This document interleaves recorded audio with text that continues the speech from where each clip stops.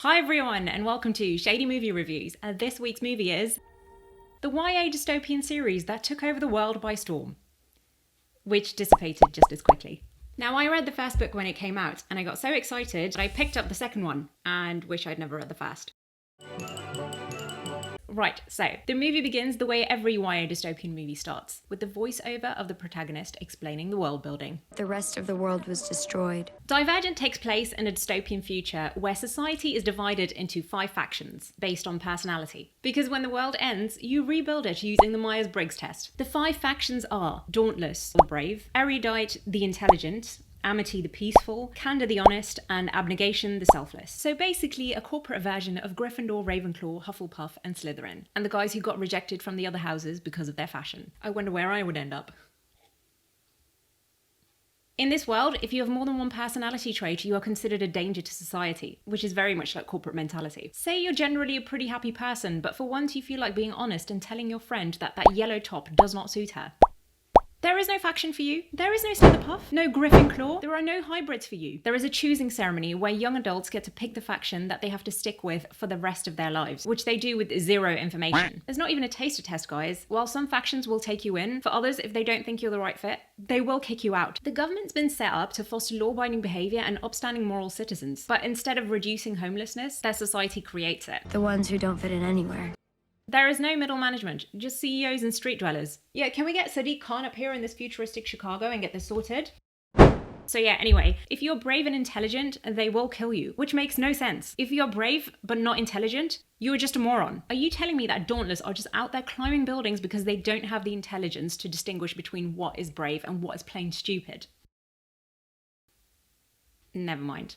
Brave, fearless, and free. More like stupid, reckless, and stupid some more.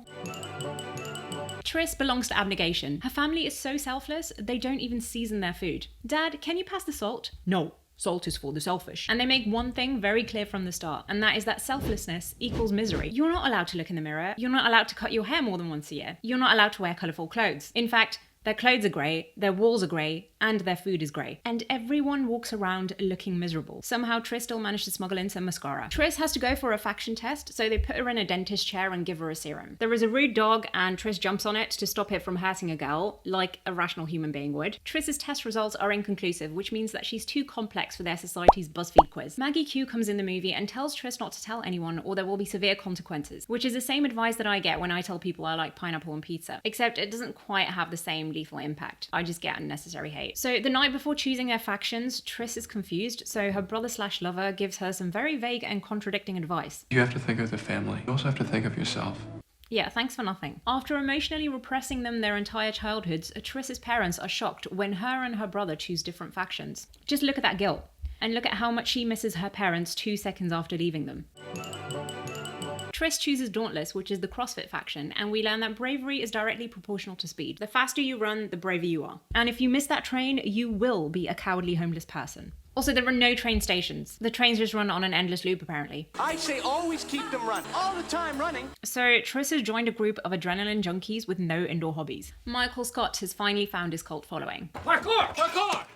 Extreme! Parkour! Parkour! Our male lead, Theo James's name is 4 because he has 4 fears, and because the author was 21 when she came up with the story. 4 is a Dauntless instructor, and his hobbies include glaring, trauma, and pretending to be a tough guy but giving you obvious clues so it seems like you discovered on your own how sensitive he is. We move on to Dauntless training, which includes knife throwing, fear simulations, and getting punched in the face by tattooed guys. If you fail at training, they kick you out and you become factionless, which basically means that you go from the chosen one to the homeless one. Also, whilst you're doing all of this, they give you no armor because they're brave, not smart. People can't be 2 things at once, as previously mentioned. Tris makes friends with 1 female, Christina, and 2 males, Will and Al. There is also Peter, who is full-time Dauntless and part-time annoying. Yes, Stiff, take it off. Did they beat you? Check it out, Stiff. That's gonna be your new family. When I saw this movie for the first time, I honestly had no idea who was talking because they all looked the same to me. One thing worth mentioning is that because Tris has lived a pretty sheltered life up until now, with a mindset to be selfless, she does not miss anyone and has no trouble fitting in with this group of attention seekers. So Tris starts training and immediately she's the worst at everything because her existing repertoire of skills includes doing the dishes and apologizing. Sorry. The trainees get injected with a serum where they end up in a fear simulation that is somehow somehow linked to a monitor that the instructors can watch. Now, I'm no Glinda from IT, but that sounds like pretty advanced technology to me. If the society is so advanced, the least they could have done is invest in some cleaning robots. So anyway, in the fear simulation, the trainees face their worst nightmares. Triss's fears are birds and being in a box. What a coincidence. My biggest fear is my Wi-Fi disconnecting during an interview call. So Triss wakes up with 4 standing over her and having seen everything. Now, if I was Triss, knowing that 4 is standing there, witnessing my worst fears, would become my worst fear. I would end up in an infinity loop. I think this alone would be enough reason for me not to choose Dauntless. So Triss moves from being one of the worst trainees to the best because the plot has to move forwards. Triss goes to visit her brother/lover and he's telling her that his faction is going to take over the government. Wait, really?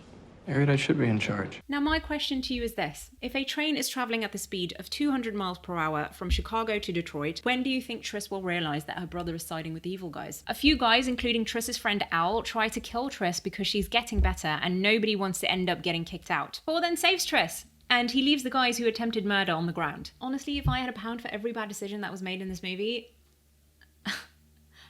I would buy a better movie. So 4 and Triss bond over Divergence, and Triss almost getting murdered, so now they're in love. And because they're now close after 2 conversations, he gives her a PowerPoint simulation on his fears, which are heights, claustrophobia, killing innocent people, and getting beaten up by his dad. 3 of those fears represent like 90% of the Asian population. And then Triss goes, 4 fears? It's like if Batman's story started off with the bat and he just went, hang on a second. I want to be brave, and I want to be selfless, intelligent, and honest, and kind. Yeah, and when a girl says that's what she's looking for in a boy, everyone just goes, can't have everything.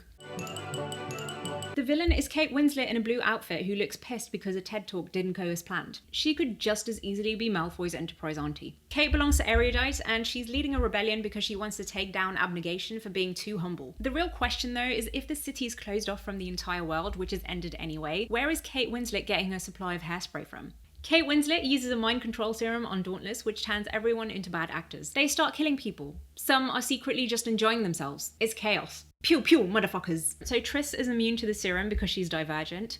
Again, I'm no Glinda, so we'll just run with this. Triss kills one of the 3 white males because he was brainwashed and about to shoot her. Both her parents die in the span of a few minutes. 4 has now been injected with a serum that can control him because he's divergent.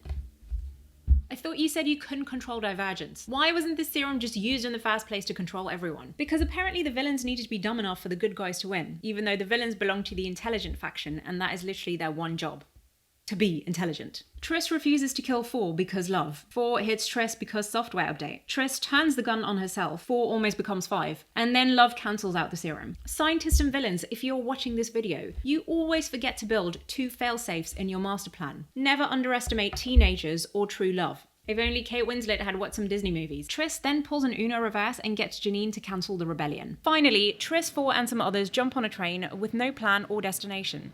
But they're brave, so all they know is to run and jump. In the end, Divergent teaches us that society is flawed, labels are bad, and love conquers all, even if your boyfriend's name is a number. Come for the plot, stay for the cardio. Oh, hello lovelies. If you like this video, then do please give it a thumbs up, subscribe, and watch this space for more videos like this. Bye!